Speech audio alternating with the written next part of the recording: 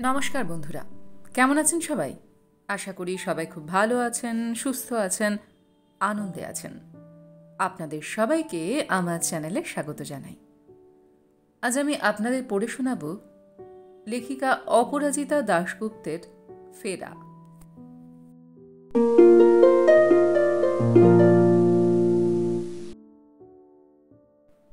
বাঁকের মুখে কৃষ্ণচূড়া গাছটার দিকে তাকিয়ে অবাক হয়ে গেল মালবিকা। লাল থোকো থোকো ফুলে যেন আগুনের আভা বেরোচ্ছে বৈশাখের খর রোদে। মালবিকার রিকশাটা ঠিক কৃষ্ণচূড়ার পাশেই এসে থেমেছে। রিকশা চালক বয়সের তরুণ, বছর কুড়ির বেশি নয়। টাকাটা কোমরে গুঁজতে গুঁজতে জিজ্ঞাসা করল, কটা বাজে দিদি? প্রায় 1:30। ও, তাহলে আজ আর দেখা হলো না। কি? টেলিভিশনের একটা চালু সিরিয়ালের নাম করল। কোথায় থাকো তুমি? এই কাছেই, নগাছিতে। এমনিতে ঘর যাই না এই সময়, আজ কাছাকাছি এলাম বলে ভাবছিলাম টুক করে। শাঁসা করে রোদ মাথায় স্টেশনের দিকে ফিরে যাচ্ছে ও। মালবিকা কৃষ্ণচূড়ার তলায় দাঁড়িয়ে ক্ষণিক আনমনা। প্রথমে কোথায় যাওয়া যায়? পুরনো পাড়া নাকি স্কুলেই আগে যাবে? আজ পুরানো স্মৃতির আনাচে কানাচে ঘুরে দেখবে ও। কিসের তাগিদে তাও নিজেও সঠিক জানে না। নেহাতি এক ঝোঁকের মাথায় দুপুর মাথায় নিয়ে বেরিয়ে পড়েছে ছেলেকে নিয়ে। মা, ফার্স্টে কি তোমার স্কুলটায় যাব নাকি পুরনো বাড়িটায়? ঘোর ভেঙে মালবিকা তাকিয়ে দেখল বালক পুত্রের মুখ চোখ রোদের তেজে লালচে। জিন্সের ট্রাউজার আর নীল টি শার্টে ওকে ছোট্ট দেবদূতের মতো দেখাচ্ছে। ঝুড়ো চুল ঘামের জন্য লেপ্টে রয়েছে কপালের ওপর। ভাসা ভাসা চোখ দুটোতে একটুখানি বিবর্ণতার আভাস। হঠাৎ খুব মায়া হলো মালবিকার। আহা, বেচারা, বাড়িতে থাকলে কার্টুন দেখে কি গল্পের বই পড়ে সময় কাটাতে পারত। স্কুল ছুটি বলে ওকে এতদূর নিয়ে আসাটা উচিত হলো কি? কিন্তু ওকে দেখাবার জন্যই তো আসা। কিভাবে কোন পাড়ায় বড় হয়েছিল ওর মা, কোন স্কুলে পড়েছিল, এইসব কৌতূহল তো রয়েছেই ওর। চল, আগে স্কুলেই যায়। কোন দিকে আমার স্কুল বলতো? কোন দিকে মা? ওই যে হলদে পাঁচিলটা দেখছিস, ওটাই আমাদের স্কুলের কম্পাউন্ড। গেলেই দেখবি সামনে গেটের কাছে আচারওয়ালা বসে রয়েছে। কথা বলতে বলতে ওরা স্কুলের গেটের সামনে পৌঁছে গেছে। সামনে সেই অর্ধচন্দ্রাকৃতির পথ, তারপর পৌটিকো। এখন টিফিন নিশ্চয়ই। দলে দলে নীল ইউনিফর্ম পরা মেয়েরা এদিক ওদিক ছড়িয়ে ছিটিয়ে টিফিন খাচ্ছে, গল্প করছে। 19 বছর আগের মালবিকাদের মতনই। এইভাবে ঢুকবে মা? কেউ কিছু বলবে না তো? আরে না না, এ কি তোদের স্কুল নাকি যে দারোয়ান গেট থেকেই হাঁকিয়ে দেবে? মালবিকা আনন্দে উচ্ছল। ওদের বাড়ি থেকে স্কুলে পৌঁছতে 5-7 মিনিটের বেশি লাগতো না। পাড়ায় অনেক মেয়ে পড়তো এই স্কুলটায়। 10টা বাজতে 10-এ ওরা দল বেঁধে তৈরি স্কুলে যাবার জন্য। বিউটি, স্বাতী, মধুমিতা। এখনো তৈরি হসনি? আজকেও লেট হবে। দাঁড়া না, শাড়ি তো পরাই আছে, স্কুলে না হয় প্লিটটা করে দিবি। ক্লাস 10-এ শাড়ি পরাই নিয়ম। অনভ্যস্ত হাতে শাড়ি পরা গেলেও প্লিটটা কিছুতেই করতে পারত না ও। রোজই কোনো না কোনো বন্ধু প্লিট করে দিত। মা ওসব কুসমিন কালেও পারে না, পাউডারই মাখতে পারে না সমানভাবে। গুছিয়ে দক্ষ হাতে প্লিট করে দিচ্ছে বিউটি। দেখ, দেখে শিখে নেবার চেষ্টা কর। চিরকাল তো তোর প্লিট করে দেওয়ার জন্য আমি থাকবো না। কি যে হবে তোর তখন? কেন রে, কোথায় যাবি? তোর অরুণদা কি তলে তলে সব ঠিক করে ফেলেছে নাকি? যা, কি যে বলিস। মুহূর্তে বিউটির চোখ মুখ লাল। বিউটির আসল নাম শ্রীপর্ণা। বিউটি নামটা মালবিকার দেওয়া। ভারী সুন্দর দেখতে ওকে। পান পাতার মতো মুখটা, সিক্ত রসে টইটুম্বুর ঠোঁট দুখানি, ঠিক চিবুকের তলায় আইব্রাও পেন্সিল দিয়ে একটা বিউটি স্পট আঁকেও। বিউটির অনেক ভক্ত পাড়ায়। রকে বসা বিল্টু, বকাই, বাপ্পারা চোরা চাউনি দিয়ে লক্ষ্য করে বিউটিকে যখন ওরা স্কুলে যায়। দু একজন সিটি দেয় সাহস করে। বিউটি নির্বিকার। এরকম ছেলেরা করেই থাকে। ও তরুণদার সঙ্গে স্টেডি। তরুণদা ব্যাংকের ক্লার্কশিপের পরীক্ষা দিচ্ছে সামনে।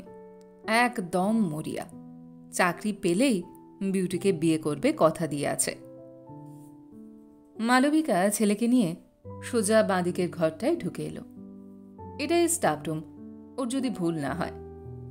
ছড়িয়ে ছিটিয়ে বসে আছে কয়েকজন, অধিকাংশই অচেনা মুখ। 8 বছরের নানকুকে নিয়ে সোজা ঢুকে এসেছে মালবিকা। অবাক চোখে অনেকে তার দিকে তাকায়। চোখে কৌতূহল, জিজ্ঞাসা। সামান্য ইতস্তত করে মালবিকা বলল, মানে আমি এই স্কুলের ছাত্রী ছিলাম 19 বছর আগে। হঠাৎ ঘরের এক কোণে বসে থাকা এক গোলগাল ভদ্রমহিলার মুখ উজ্জ্বল। হাসতে হাসতে এগিয়ে আসছেন। মালবিকা না? হ্যাঁ, মালবিকাই তো। চুল কেটে ফেললি কেন? মুখটা সেই একই রকম রয়েছে। মিনুদি? মিনুদির মধ্যে একটা মামা ব্যাপার ছিল। মালবিকা নামটা শোনার সঙ্গে সঙ্গে লম্বা টেবিলের চারপাশ থেকে উচ্ছ্বাস। ও হ্যাঁ, মালবিকাই তো। একে ছেলে নাকি? হ্যাঁ রে, লেখা তো মাঝে মাঝেই দেখি কাগজে। কলকাতায় ফিরলি কবে? বাইরে গেছিলি না? ঘিরে ধরেছেন সবাই মালবিকাকে। সুপর্ণাদি, অদিতিদি, মৈত্রীদি। সবার নামও এই মুহূর্তে মনে পড়ছে না মালবিকার। কিন্তু ওরা এত বছর পরেও এভাবে মনে রেখেছেন ওকে। 19 বছর। বিস্মৃতির পলি জমা হবার পক্ষে যথেষ্ট সময়। হঠাৎ ছুটতে ছুটতে টিচার্স রুমে ঢুকেছেন জয়িতাদি। চেহারায় একটু বয়সের ক্লান্তি, চুলে পাক ধরেছে। কই দেখি?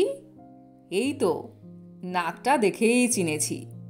খবর পেয়ে 3 তলা থেকে হুড়মুড় করে নেমে এসেছি রে তোকে দেখতে। বাহ, ছেলেটাকে মিষ্টি। জয়িতাদি ওদের ভূগোল পড়াতেন। ওরা যখন ক্লাস 6, তখন জয়িতাদি সবে ঢুকেছেন স্কুলে। দারুণ পড়ানো শুধু নয়, সরস্বতী পুজোর আলপনা দেওয়া, তাসের দেশের রিহার্সাল করানো, কোনো কিছুতেই জুড়ি নেই জয়িতাদের। স্কুলের সব ছাত্রীদের মধ্যে প্রচণ্ড পপুলার জয়িতাদি। পুরনো মুখগুলো চোখের সামনে ভাসছে মালবিকার। শম্পা, ঝুমারা তাকে খুব খ্যাপাতো নাক নিয়ে। মোটা বড় নাকটা যেন মুখের ওপর বিসদৃশ্যভাবে উঁচিয়ে থাকে। নাক নিয়ে খুব লজ্জা ছিল মালবিকার। নাকেশ্বরী, নাকেশ্বরী। মৃদু গলায় গেয়ে যাচ্ছে ঝুমারা ফুলেশ্বরীর মতো সুরে। গোপন ক্ষতস্থানে যেন গরম তেল ঢেলে দিচ্ছে কেউ। অপমানে মালুর মুখ চোখ দিয়ে আগুনের হলকা। ভগবান কেন এমন একটা নাক দিলেন তাকে? শম্পারা আরও মজা পাচ্ছে। একদিন থাকতে না পেরে দৌড়ে গেছে টিচার্স রুমে। দিদি, ও হাঁপাচ্ছে। কি হয়েছে রে? ওরা আমাকে খেপাচ্ছে। ওরা মানে? আর খেপাচ্ছেই বা কেন? কিছু করেছিস তুই? জয়িতাদির চোখের তারা মিটিমিটি হাসছে। না দিদি, আমার নাক। ওরা আমাকে নাকেশ্বরী বলে ঠাট্টা করে। বলতে বলতে ঝরঝর করে কেঁদে ফেলেছে মালবিকা। জয়িতাদি ওর কাঁধে মৃদু আকর্ষণ করে ওকে নিয়ে গেছেন স্কুলের পেছনের মাঠে। মাঠে একটা ঘর উঠেছে কিছুদিন হলো। বাচ্চাদের ক্লাস হবে ওখানে। ফাঁকা ঘরের চৌকাঠে ওকে পাশে বসিয়ে জয়িতাদি বিলি কেটে দিচ্ছেন ওর লম্বা লম্বা চুলে। মালবিকা, একটা কথা বলি, মনে রাখিস সেটা। নিখুঁত সর্বাঙ্গ সুন্দর হয়ে কেউ তৈরি হয় না। মানুষের পরিচয় তার চেহারাটা নয়, সারা জীবন সে কি করছে, কেমনভাবে কাটাচ্ছে, কি অ্যাচিভ করছে তার মধ্যে। তোর চেহারা নিয়ে যদি কেউ কিছু বলে, আমল দিবি না একেবারে, বরং তোর মধ্যে যেসব সম্ভাবনা আছে সেগুলোর দিকে নজর দে। পড়াশোনায় তো তুই এত ভালো গান করিস। হ্যাঁ রে, হে নবীনাটা তোলা হয়েছে তো ঠিক মতো? চুলে তেল দিস না কেন? দেখবি অল্প বয়সে এই চুল পেকে খুনখুনে বুড়ি হয়ে যাবি, তখন বুঝবি মজা। জয়িতাদির বলার ধরনে মজা পেয়ে হেসে ফেলেছে মালবিকা, চোখের কোণে জলের দাগ শুকিয়ে। হ্যাঁ রে, এখনো গান করিস? না বললে শুনছি না, আজ একটা শোনাতেই হবে। কতদিন শুনিনি তোর গান। জয়িতাদি বলছেন। পাশ থেকে নানকু বলল, আমি গান জানি, মা শিখিয়েছে। বটে, তবে তো তুমি আগে গাইবে, তারপর মা। নানকুকে বেশি সাধাসাধি করতে হয় না, সঙ্গে সঙ্গে গান ধরেছে ও। যাবই আমি, যাবই ওগো, বাণিজ্যেতে যাবই। কচি গলায় সুর খেলছে স্বচ্ছন্দে। গানের পাখায় ভর দিয়ে মালবিকা নিমেষে পৌঁছে যায় অন্য কোনো সময়ে। স্কুলের ফাংশন হচ্ছে, বাৎসরিক পুরস্কার বিতরণী অনুষ্ঠান। তক্তা পেতে বানানো স্টেজে নাচছে রাজপুত্র আর মন্ত্রীপুত্র। নীলের কোলে শ্যামল সেদীপ প্রবাল দিয়ে ঘেরা, শৈলচূড়ায় নীড় বেঁধেছে সাগর বিহঙ্গেরা। পিচবোর্ড কেটে মেঘ আর পাহাড় বানানো হয়েছে। পিছনে নীল আকাশের গায়ে দুধসাদা শিগাল সাঁটা সাগর, বিহঙ্গ উড়ে যাচ্ছে। কিছুদিন ধরে স্নান খাওয়া মাথায় উঠেছে। দৌড়ে দৌড়ে সন্ধ্যাবেলাও রিহার্সাল দিতে যাচ্ছে স্কুলে। বাড়িতে সবসময় শ্যামল মিত্র রেকর্ডে গাইছেন, ভিখারি মন ফিরবে যখন ফিরবে, ফিরবে রাজার মতো আমি যাবই। অনুষ্ঠান শেষে ঘুম ঘুম চোখে মার সঙ্গে বাড়ি ফিরেছে মালু, হাতে অনেকগুলো প্রাইজ, ফার্স্ট গার্ল হওয়ার সুবাদে। পথে এক অচেনা বৃদ্ধ ভদ্রলোক জড়িয়ে ধরেছেন মালুকে। কি গাইলি রে ভাই, প্রাণটা ভরে গেল। দেখো মা, তোমার এই মেয়ে অনেক দূর যাবে। পরের বাক্যটা মালবিকার মার উদ্দেশ্যে। আলুদির বাবা উনি। মালবিকারা শুনেছে আলাপ হবার পর। আলুদি আরেক শিক্ষিকা মালুদের। মেয়ে স্কুলের ফাংশনে মালবিকার গান শুনে বৃদ্ধ উচ্ছ্বসিত। 19 বছর, অনেক দূর কি চলে এসেছে মালু? আরো কি যেতে হবে অনেকটা পথ? পুরনো পাড়ায় যখন ঢুকলো মালবিকা, তখন বিকাল পড়ে এসেছে, গ্রীষ্মের বেলা, তাই এখনো রোদ মরেনি। আগে কোথায় যাবে? নন্দিনী মাসিকে একবার চমকে দিলে কেমন হয়? পাড়ায় সব বাড়িতেই তো চেনাশোনা, সবার বাড়িতে গিয়ে যদি দেখা করতে শুরু করে, তবে ওদের আজ আর ফেরা হবে না। তার চেয়ে এই ভালো, চুপি চুপি এসে নিঃশব্দে ফিরে যাওয়া। পাড়ায় ঢোকার মুখে কদম গাছটার জন্য সন্ধানী দৃষ্টি দিল মালবিকা। দেখতে পেলেই নানকুকে বলবে, এই দেখ নানকু, এই গাছটা আমার ছোটবেলার বন্ধু। কদমতলা দিয়ে মধুর বাড়ি যাচ্ছে ফ্রক পরা মালু। মাধুর ভালো নাম কি মাধুরী? জিজ্ঞাসা করা হয়নি কোনোদিন। মাধু ছিল মালুর শৈশবের বন্ধু। ওদের বাড়িটা মালুদের বাড়ি থেকে সম্পূর্ণ আলাদা, অন্যরকম। মাধুদের একটা মাত্র ঘর, সেই ঘরে মাধুর বাবা শুয়ে শুয়ে কাঁদছে। মাধুর মা ভিজে কাপড়ের স্তূপ থেকে একটা একটা করে মেলে দেয় বাইরের এক চিলতে উঠোনের তারে। বাড়ির পাশে কুয়োতলা, কুয়োর ভিতরে উঁকি মারলে সবুজ শ্যাওলা ভর্তি জল। মাধু একবার মালুকে তাদের কুয়োর ভিতরে থাকা এক বন্ধুভূতের গল্প বলেছিল। বিকেল করিয়ে সন্ধে নামার মুখে মাধুদের উঠোনে এক্কা দোকা খেলা শেষে বাড়ি ফেরে মালু। আসার পথে কদমতলাটা এক ছুটে পার। তাদের বাড়ি দূরে কদম গাছটা দেখা যায়। বর্ষাকালে ফুলে ফুলে ভরে যায় গাছটা। বর্ষায় গাছে ফুল এলেই মা বলে, ওই দেখ মালু, বাদল দিনের প্রথম কদম ফুল। মালু জানে মার খুব প্রিয় গান ওটা। মার গলায় সুর নেই, কিন্তু রবীন্দ্রনাথের গান শুনতে মা খুব ভালোবাসে। রাজেশ্বরী দত্তের গাওয়া রেকর্ডে মা প্রায়ই শোনে ওই গানটা। যাই বলুক মা, সন্ধ্যাবেলা ঝুপসি হয়ে আসা কদমতলা দিয়ে ফিরতে একটু গা ছমছম করে মালুর, ঠিক যেমন করে আর এক বন্ধু অসিতের বাড়ি গেলে ফেরার সময় ঝিলের কাছ দিয়ে ফিরতে। অসিতের বাড়ি অবশ্য মাত্র 2-1 বাড়ি গেছে। অসিত মালুর প্রাইমারি স্কুলের বন্ধু। অসিতের বাবার দোকান আছে, মুদির দোকান। মা বুঝিয়েছে, কানাকে কানা, খোঁড়াকে খোঁড়া বলার আগে মুদিকে মুদি বলা পাপ। মা বাবা তো অসিতের বাবাকে সাহামশাই বলে ডাকে। সাহামশাই 1 কেজি মসুর ডাল, সর্ষের তেলও দেবেন 500। অসিতের বাবার কোকড়া কোকড়া চুল, কালো দোহারা চেহারা। অনেক সময় দোকানে অসিতকেও বসে থাকতে দেখেছে মালু। বাবার দোকানের ভার তো ওকেই বুঝে নিতে হবে। দিদির তো বিয়ে হয়ে যাবে, মেয়েদের বিয়ে হয়ে যায়, তোরও হবে। গম্ভীরভাবে বলতে গিয়েও অসিত শেষে ফিক করে হাসে। ইঁদুরের মতো দাঁতগুলো দেখা যায়, পোকায় খাওয়া দাঁতটা, খয়াটে চেহারা, গর্তে বসা চোখ। মালবিকাও জানে মেয়েদের বিয়ে হয়, হতে হয়। তবু অসিতের মুখ থেকে বিয়ের কথা কেন শুনবে ও? তোকে বলেছে সব মেয়ের মোটেই বিয়ে হয় না, আমি পড়াবো। কোন স্কুলে? কোন স্কুলে? কলেজে পড়াবো আমি, মার মতো।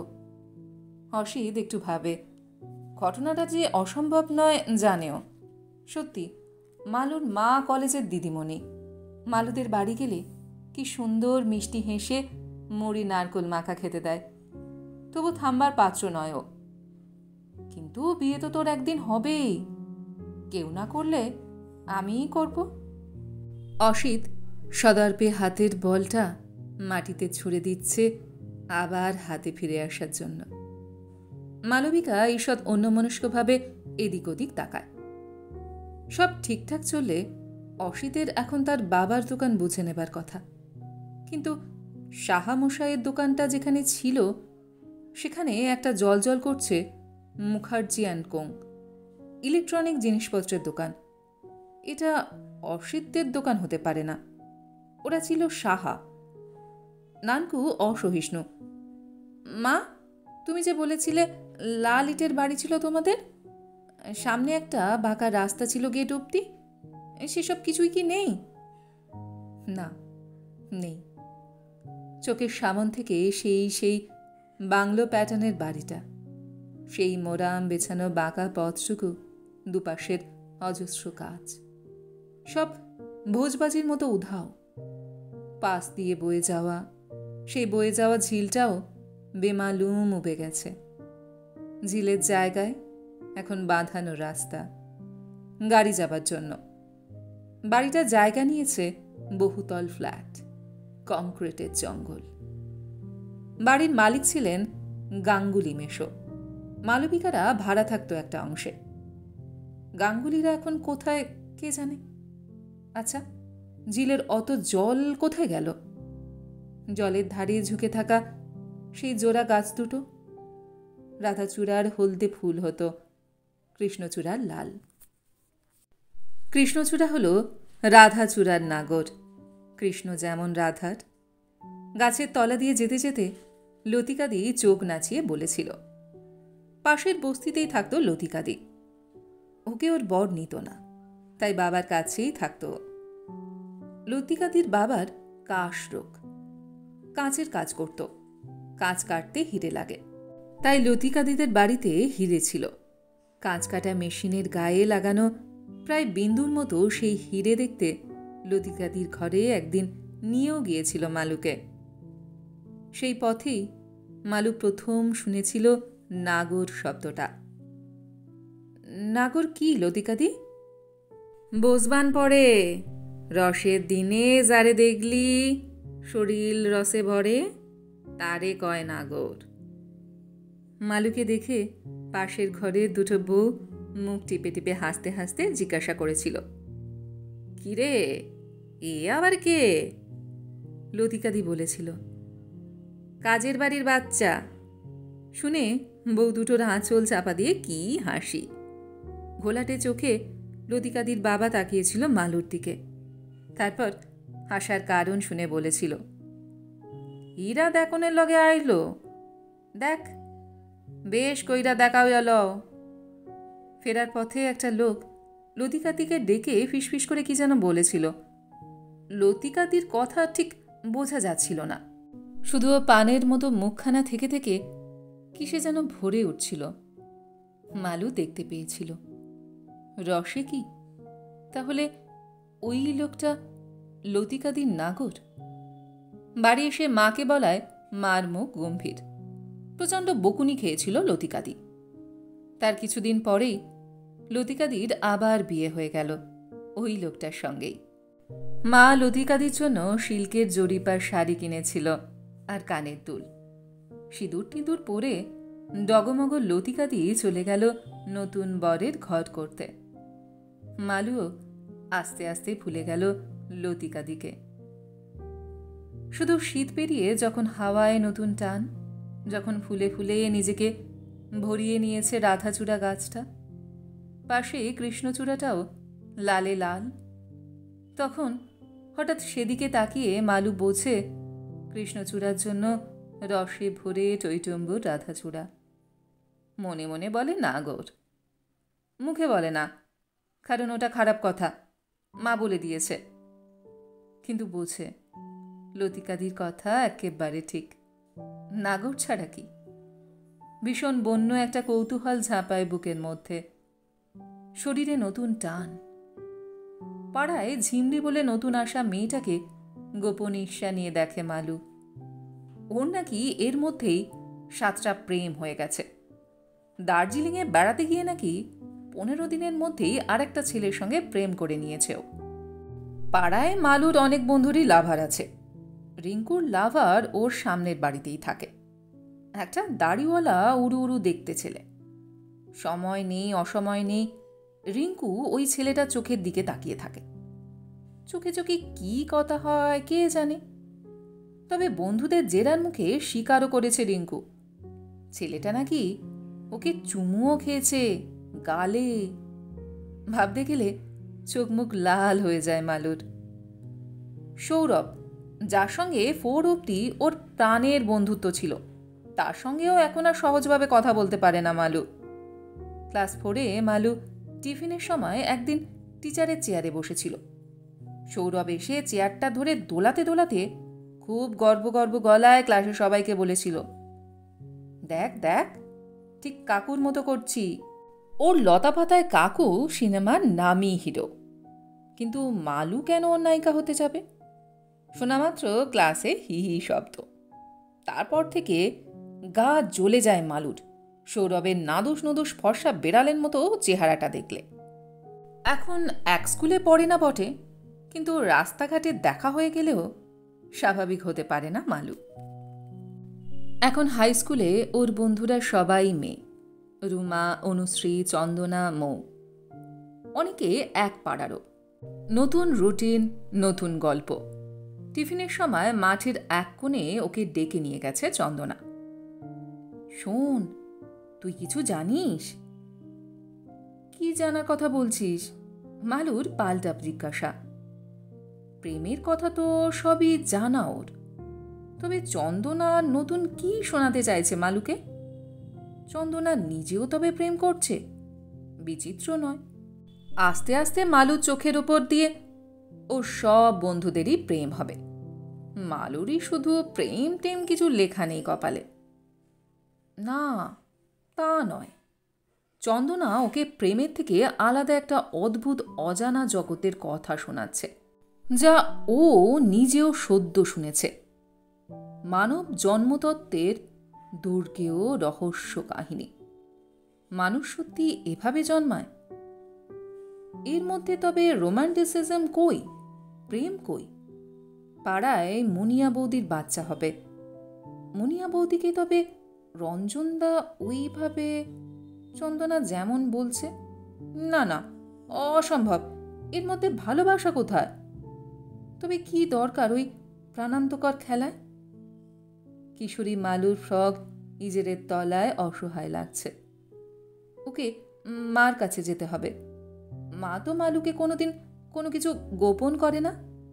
কিছুদিন আগেও মালু যখন গোপন অঙ্গে রক্তের ছোঁয়া দেখে ভয় পেয়ে মাকে ডেকেছিল, তখনও তো মা এসে সযত্নে ঠিকঠাক করে দিয়েছে ওকে।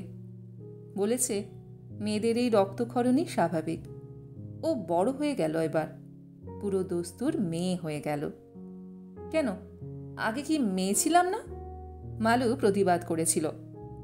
মা তবুও ওকে বলেছিলেন প্রতি মাসের এই গোপন রক্তক্ষরণের সঙ্গে নারীত্বের মাতৃত্বের সম্পর্কের কথা। কিন্তু তখনও তো এসব বলেনি। চন্দনা বলেছিল সঙ্গম। হঠাৎ শব্দটাকে খুব অশ্লীল মনে হচ্ছে মালুর। সেই দিন রকে বসে বিল্টু আর বকাই হঠাৎ মালুকে দেখে গাইছিল, बोल राधा बोल সঙ্গম হোগা কি নেহি। তার মানে তবে এই? মালু আর পাচ্ছে না। সমস্ত শরীর মনে মুচড়ে উঠেছে কান্না। উদ্ধত অশ্রু চেপে ছুটেছে বাড়ির দিকে। মা দরজা খুলতেই ঝাঁপিয়ে পড়েছে মার বুকে। তুমি আমাকে বলনি কেন মা, বলনি কেন? কি হয়েছে মালু, আমার দিকে তাকা। কেউ কিছু বলেছে তোকে? মা অবাক হয়ে প্রশ্ন করছে। মালু সব বলেছে মাকে, চন্দনার কথা, বকাইদের গান, সব। মার চোখের হাসির বিচ্ছুরণ সব শুনে। জেদি একগুয়ে অবুজ মেয়ের গায়ে মাথায় হাত বুলোতে বুলোতে মা বলছেন, যা শুনেছ সব সত্যি। তোমাকে বলিনি কারণ। মা একটু সময় নিচ্ছে। তুমি বলে বলছে মানে সিরিয়াস মোড। খুব গুরুত্বপূর্ণ কথা, যেমন পরীক্ষায় ভালো করা, নিজের পায়ে দাঁড়াতে শেখা। এই সব আলোচনার সময় মা মালুকে তুমি বলে ডাকে। মা বলেছে, বলিনি কারণ জানতাম সময় হলে এসব কথা তুমি নিজেই জেনে যাবে। সব মেয়েই তাই যায়। আর যেমন খারাপ বলে তুমি ব্যাপারটাকে দেখছ, আসলে তেমন নয় মালু। শরীরের মধ্যে লুকোনো ভালোবাসা থাকে। মনের ভালোবাসা শরীরেও উপচে পড়ে কোনো কোনো সময়। তখনই তা থেকে সৃষ্টি হয়। নারী পুরুষ পরস্পরকে ভালোবেসে সৃষ্টি করে। সন্তানের মধ্য দিয়ে নিজেদের সব অসম্পূর্ণতাকে সংশোধন করে সম্পূর্ণ করতে চায়। মালবিকা তাকিয়ে আছে কংক্রিটের জঙ্গল পেরিয়ে অন্য কোনো সময়ে। লাল ইটের বাংলো প্যাটার্নের বাড়িটার জানলায় পাশাপাশি বেতের চেয়ারে বসে মা ও মেয়ে।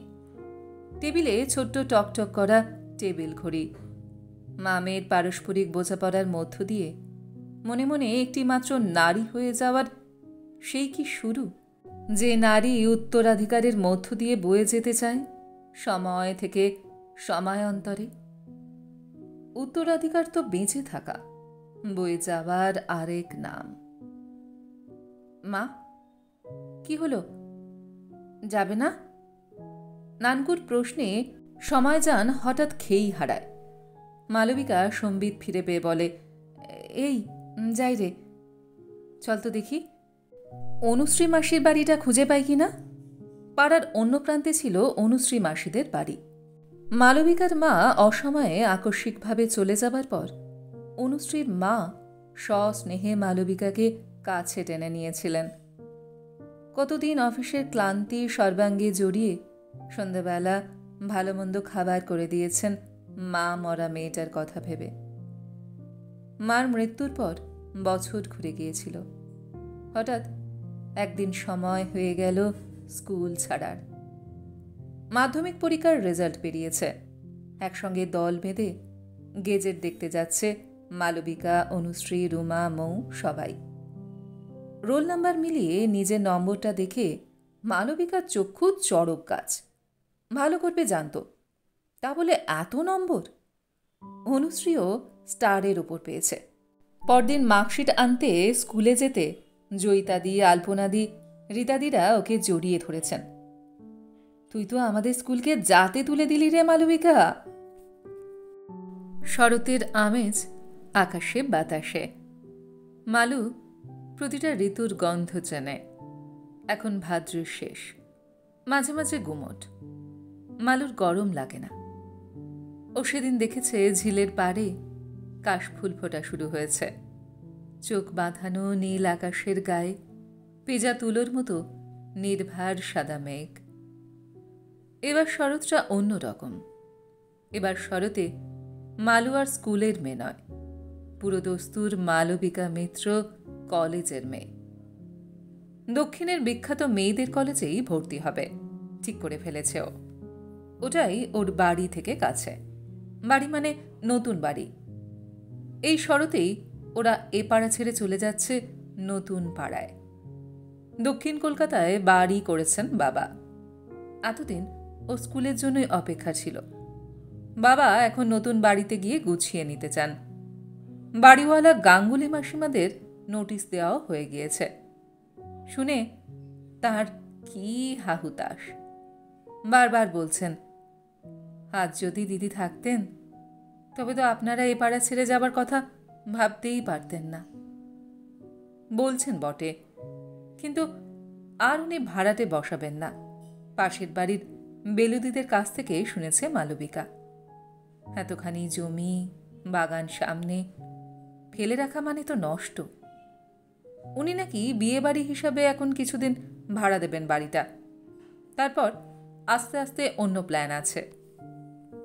কি প্ল্যান বেলুদি? বেলুদি ভাঙনি, সে দেখবিক্ষণ।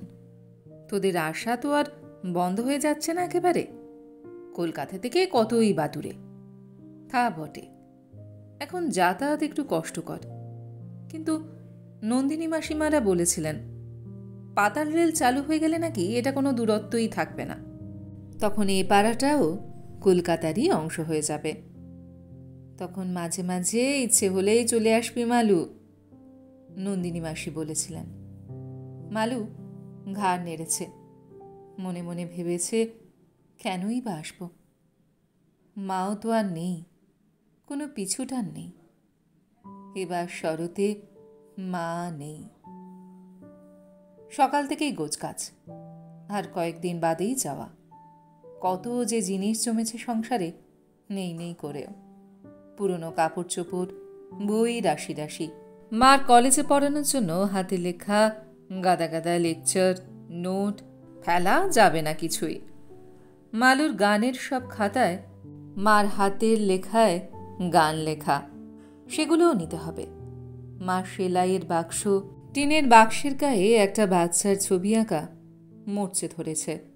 মুখটা প্রায় দেখাই যায় না আর। সেটার কি হবে?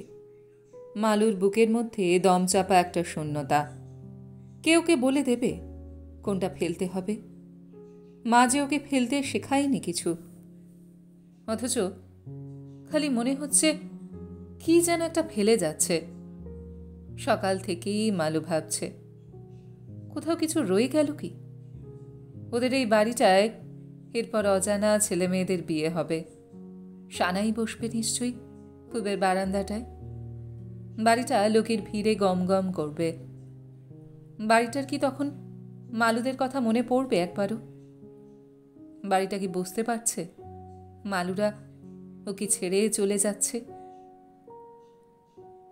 সকাল গড়িয়ে যাচ্ছে বিকালের দিকে। আজ সন্ধে মালু স্কুলে প্রাইজ ডিস্ট্রিবিউশন। স্কুলের হলে প্রাইজ দেওয়া হচ্ছে। প্রচুর প্রাইজ মালবিকার, প্রায় সবকটা বিষয়ের জন্য। এমনকি স্পোর্টসের জন্য একটা স্পেশাল প্রাইজ পাচ্ছে মালবিকা, খেলাধুলায় একটু ভালো না হওয়া সত্ত্বেও। অনুশ্রীর মার কাছে একবার প্রাইজ নিয়েই রেখে এসে আবার লাইনে দাঁড়াচ্ছেও। এতগুলো প্রাইজ নিয়ে বাড়ি যাবে কি করে? দুহাতে তো ধরবে না, কে যেন বলল। মালবিকা ওসব ভাবছে না। ও চিত্রাঙ্গদা দেখছে মন দিয়ে। সুরূপা বেশি গার্গী নাচছে। আমার অঙ্গে অঙ্গে কে বাজায় বাঁশি, আনন্দে বিষাদে মন উদাসী। সদ্য ঘুম ভাঙা কোনো এক আলো খেলা করছে ওর চোখে মুখে। পুষ্প বিকাশের সুরে দেহ মন ওঠে পুরে। কি মাধুরী সুগন্ধ বাতাসে যায় ভাসি, কে বাজায়। মালবিকা যন্ত্রচালিতের মতো উঠে দাঁড়াচ্ছে। বহুবার শোনা চেনা গানও ঘোর লাগিয়েছে মাথার ভেতর। সহসা মনে জাগে আশা। মোর আহুতি পেয়েছে অগ্নির ভাষা। আজ মম রূপে বেশে লিপি লিখি কার উদ্দেশ্যে। এলো মর্মরের বন্দিনী বাণী, বন্ধন নাশী। অনুশ্রীরা অন্যদিকে গল্পে মত্ত। চুপিসারে বাইরে বেরিয়ে এসেছে মালু। চাতালের শিউলি গাছটা থেকে টুপটাপ ফুল ঝরে পড়েছে একটা দুটো। সবকিছু কেমন অন্য রকম লাগছে। আকাশে গোল চাঁদ। পূর্ণিমা হবেও বা। মা থাকলে ঠিক বলতো, পূর্ণ চাঁদের মায়ায় আজি ভাবনা আমার পথ ভুলে। চুপ করে দাঁড়িয়ে আছে মালবিকা, একা, নির্বাক। হঠাৎ পেছন থেকে অঙ্গনার গলা, মালু, তোকে একটা জিনিস দেবো, একজন পাঠিয়েছে, যদি তুই রাগ না করিস। কি জিনিস? মালবিকা রাগ করতেও ভুলে গেছে। দেবাশিস দার চিঠি। তুই চলে যাচ্ছিস শুনে আমাকে অনেক কাকতি মিনতি করলো তোকে এটা পৌঁছে দেবার জন্য। অঙ্গনা এদিক ওদিক দেখে একটা খাম সন্তর্পণে দিচ্ছে মালবিকার হাতে। খামটা নিয়ে মালবিকা পায়ে পায়ে হাঁটতে শুরু করেছে। প্রাইজগুলো মাসির কাছে রইল, থাকবে, পরে পৌঁছে দেব নিশ্চয়ই। বকবে মালুকে, ভুলো পাগলি মেয়ে, প্রাইজগুলো অবধি নেবার কথা মনে থাকে না। মালুকে এখন যেতেই হবে ঝিলের পাশটায়। রাধাচূড়া আর কৃষ্ণচূড়া তাকে ডাকছে, পাতায় ঝিরঝির আওয়াজ তোলে। মালু একটু ইতস্তত করে রাধাচূড়ার নিচে বসে পড়ল। অনেকটা বদলে গেছে পাড়াটা। দূরের মাঠটায় আগে রাতে শেয়ালের ডাক শোনা যেত। এখন ওখানে বাড়ি তৈরি হচ্ছে, ভিতের গাঁথনি হয়ে গেছে। শিয়ালগুলো কোথায় গেল কে জানে। মালু নিজেও কি বদলে গেছে অনেক। শহরতলির সেই ছোট্ট মালু অদৃশ্য টানে হঠাৎ বদলে যাওয়া এক সম্পূর্ণ নারী। জ্যোৎস্নায় ভেসে যাচ্ছে প্রান্তর, আলোর বন্যায় ধুয়ে যাচ্ছে পৃথিবী। মালুর হাতে সদ্য পাওয়া খাম। ও জানে কি আছে ওর মধ্যে, ওর জীবনের প্রথম প্রেমপত্র। অঙ্গনা জ্যাঠু তো দাদা দেবাশিস তার কাছ থেকে। দেবাশিস দা যে কলেজে ডাক্তারি পড়ে, সেটা মালু যে কলেজে পড়বে ঠিক করেছে, তার খুব কাছেই। যদি চিঠিটা পড়ে, যদি সাড়া দেয়, তবে পরের ঘটনাগুলো পরপর চোখের সামনে দেখতে পাচ্ছে মালু এখন থেকেই। ওরা খুব ঘুরবে, গঙ্গার ধার, ভিক্টোরিয়া, সব প্রেমিক প্রেমিকারাই যেমন ঘোরে। তারপর হয়তো একদিন দেবাশিসের বউ হয়ে যাবে, ফিরে আসবে পুরনো চেনা পাড়ায়। দেবাশিসকে খারাপ লাগে না ওর, কিন্তু তারপর এই সব কিছুই তো বাধা পড়া নিরুপদ্রব জীবনের গণ্ডির নিশ্চিন্ত ছক। ছকের বাইরে সবে মুক্তি পেয়েছে মালু, পরীক্ষা শেষের ফুরফুরে মুক্তি। মা না থাকার অনন্ত শূন্যতার মধ্যে মুক্তি, ভবিষ্যতের অনন্ত সম্ভাবনার হাতছানির দিকে পা বাড়ানো মুক্তি। আবার যেচে ধরা দেবে মালবিকা। চুপ করে বসে আছে মালু, মনে মনে কথা বলছে জলের সঙ্গে। জল, কি করব আমি? পড়ব চিঠি? যদি জড়িয়ে পড়ি, যদি ফিরতে না পারি? জল বলল, যদি বাঁচতে চাও তবে ধরা দিও না, খুলো না ওই চিঠি, ফেলে দাও। কোথায় ফেলব? কেউ যদি দেখে ফেলে, পড়ে ফেলে, আমিও দেখিনি যা, আমাকে লেখা গোপন মনের সেই ভাষা। জল বলল, ভাসিয়ে দাও আমার মধ্যে, ভেসে যেতে দাও। দেখবে স্রোতই বহন করছে তোমাকে, তোমার প্রথম প্রেম পত্রকে। দেখবে কেমন করে আমার মধ্যে ধরে রাখি তোমার গোপন কথাকে। মালু জলের কথা শোনে, পায়ে পায়ে এগিয়ে যায়, ঝিলের জলে ভাসিয়ে দেয় ওর জীবনে আসা প্রথম প্রেমের চিঠিকে। মুছে যেতে থাকে কালিতে লেখা প্রাচীন শব্দমালা, অথবা মুছেও না, গুঁড়ো গুঁড়ো বিন্দু বিন্দু প্রেমোচ্চারণ ছড়িয়ে পড়ে, ভাসতে থাকে ঝিলের জলে। সেই প্রথম ভাসিয়ে দিতে শেখা, সেই প্রথম ভেসে যাওয়া জলের সঙ্গে। খুঁজছে মালবিকা, ওই তো অনুশ্রীদের বাড়িটা, দুটো সিঁড়ি দিয়ে উঠে সবুজ দরজা। অনেক কড়া নাড়ার পর উল্টো দিকের দরজা খুলে এক অচেনা ভদ্রমহিলা বেরিয়েছেন। কাকে চাই? অনুশ্রীকে। এখানে অনুশ্রীরা থাকতো না? ও, আপনি বোধহয় মিসেস মৈত্রদের কথা বলছেন। ভদ্রমহিলা এবার বুঝতে পারেন। ওরা তো চলে গেছে এ বাড়ি ছেড়ে বহুদিন, বছর 10 তো হবেই। কোথায় গেছে জানেন? তা তো ঠিক বলতে পারবো না। আপনার সঙ্গে অনেকদিন যোগাযোগ নেই বুঝি? না, অনুশ্রী আমার বন্ধু ছিল অনেক বছর আগে। রাস্তায় নেমে নানকুকে শূন্যে হাত নাড়ে। মা, তোমার বন্ধু হাওয়া? না রে, দেখি শেষ চেষ্টা করে মামা বাড়িটা যদি থাকে। মালবিকা বলে।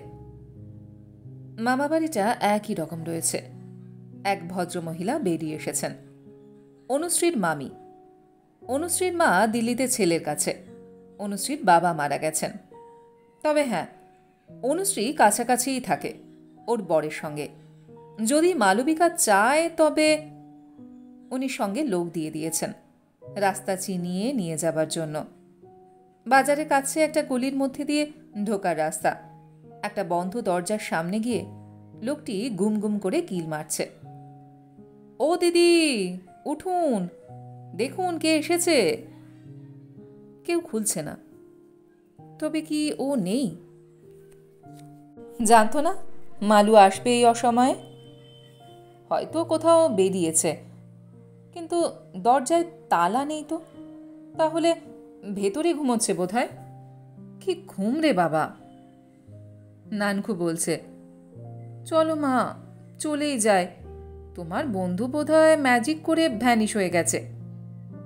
শেষবার চেষ্টা করে দেখা যাক, এই ভেবে দরজায় আরেকবার ধাক্কা দিতেই ভেতর থেকে ঘুম জড়ানো গলা।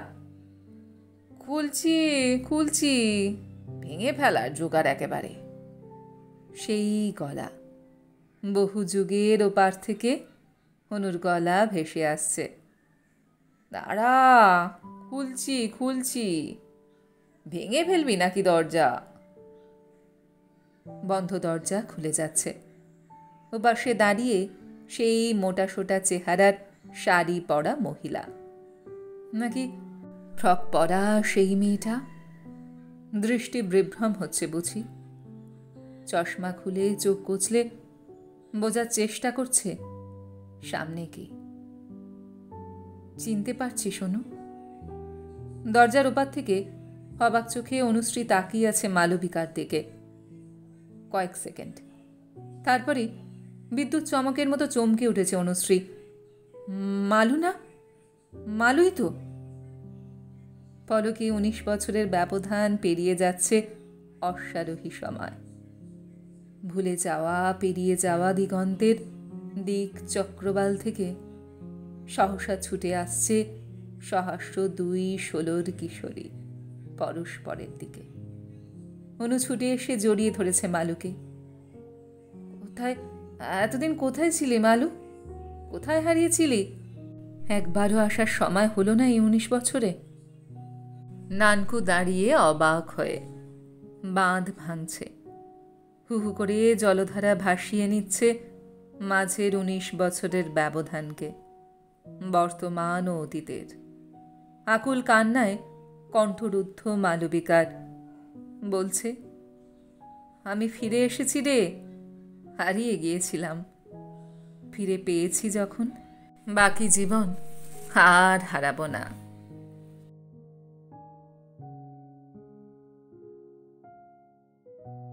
গল্পটি এইখানে সমাপ্ত হল। আপনারা এতক্ষণ শুনছিলেন অপরাজিতা দাশগুপ্তের লেখা গল্প ফেরা। গল্পটি আপনাদের কেমন লাগলো বা আমার গল্পপাঠ আপনাদের কেমন লাগলো কমেন্ট সেকশনে অবশ্যই লিখে জানান। যদি আমার গল্পপাঠ আপনাদের ভালো লেগে থাকে তাহলে আশা করব লাইক শেয়ার অবশ্যই করবেন। আর এই ধরনের সুন্দর সুন্দর কাহিনী আরও শুনবার জন্য আমার চ্যানেলটিকে সাবস্ক্রাইব করতে ভুলবেন না কিন্তু। তবে আজ এই পর্যন্ত। আমি খুব তাড়াতাড়ি আবারও অন্য কোনো কাহিনী নিয়ে আপনাদের কাছে চলে আসছি। সবাই খুব ভালো থাকবেন, সুস্থ থাকবেন, আনন্দে থাকবেন। নমস্কার।